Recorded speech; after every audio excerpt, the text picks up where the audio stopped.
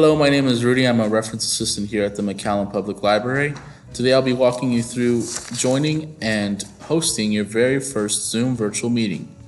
Nowadays, since many of us are having to work from home or we've been restricted to staying in our homes, Zoom has become the go-to app to connect with work colleagues and even some family members.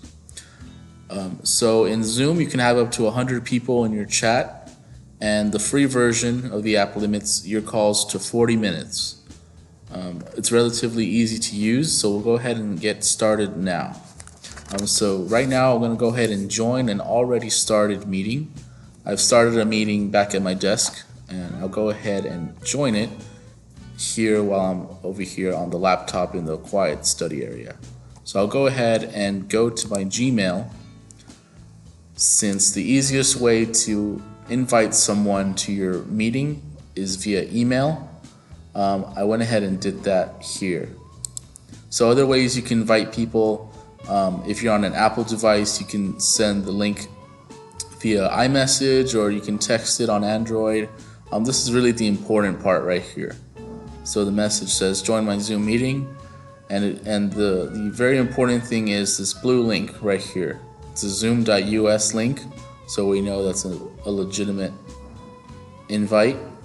Some meetings do require passwords. In this case, I'm not going to require a password. And if you're looking for a particular meeting, you can always look it up using the meeting ID. So I'll go ahead and just join the Zoom meeting already in progress. So in this case, since this is my first meeting, any pop-ups here. Since this is my first time joining a Zoom meeting, I'll go ahead and download and run the Zoom app. So there's an exe file. Go ahead and click open. And went ahead and installed.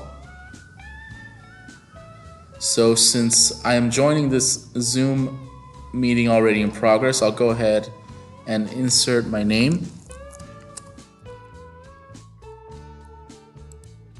And I'll go ahead and join the meeting. So the reason it asks for your name, and you don't have to put your full complete legal name.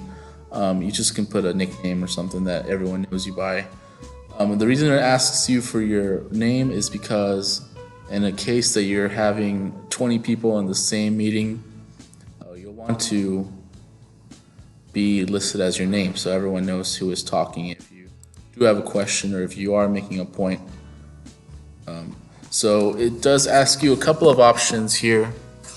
The very first one is what type of audio will you be using? The easiest option here will be just to join with your computer audio, because in this case about testing speakers and testing microphones, that takes a little longer. So just for an essence of time, I'll go ahead and just join with my computer audio. I'll go ahead and make this bigger. Go ahead and make this full screen.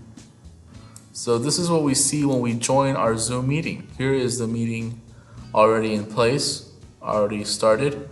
A couple of options, a couple of tabs at the bottom. We'll go over those as well. In this instance, the meeting topic, I didn't put a topic, I just put my name's Zoom meeting. That's the host, it's hosted by me. There's a password if anyone would like to make the meeting password coded, password protected. And there's the invitation URL, which we'll be going over as well. So in this case, I'm already joined with my audio. So at the bottom left, the very first option we'll go over is the mute option. So you'll see that this microphone is filling up with green. That means it is live and it is picking up my voice. So in any instance that I want to mute myself, maybe there's a lot of traffic in the background, or there's a barking dog in the background, or a child crying in the background, I can go ahead and just mute myself. And it gives me a prompt here, you are muted, press Alt-A to unmute yourself. And that has me muted to the entire, to all the participants. I'm muted now to everyone in the Zoom call. So maybe I can have a side conversation with a friend, who is not on the call, or maybe I'm on the phone with someone else, I'm now muted and I can do something else. If I want to tap back in, if I want to unmute myself and I want to talk to everyone, all the participants, now it's telling me here that I am talking, so I am unmuted.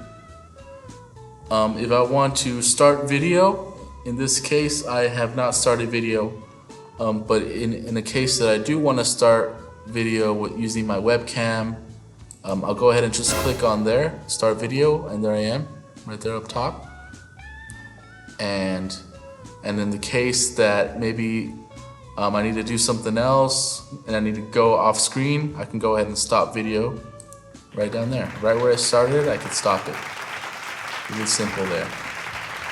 So we just went over mute and unmute, and start video and stop video.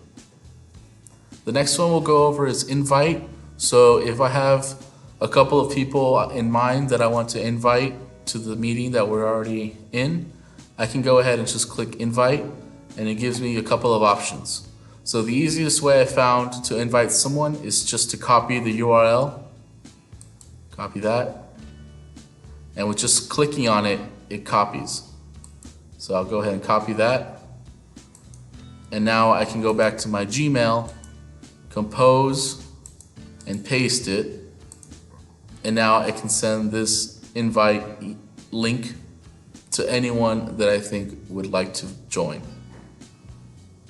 So I went ahead and pasted the link. Now I can add any recipient to the email, and anyone who I post as a recipient will receive the link to join.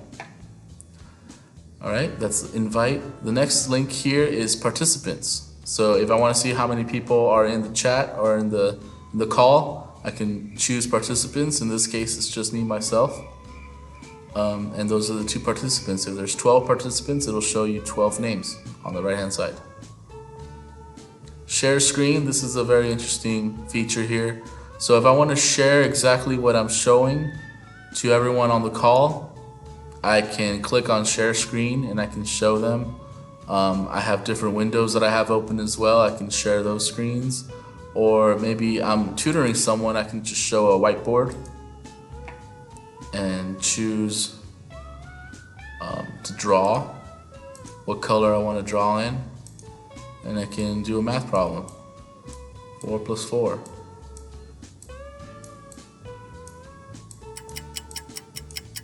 And I can wait for them to answer, and then I'll go ahead and put my own answer here. You can just put different messages here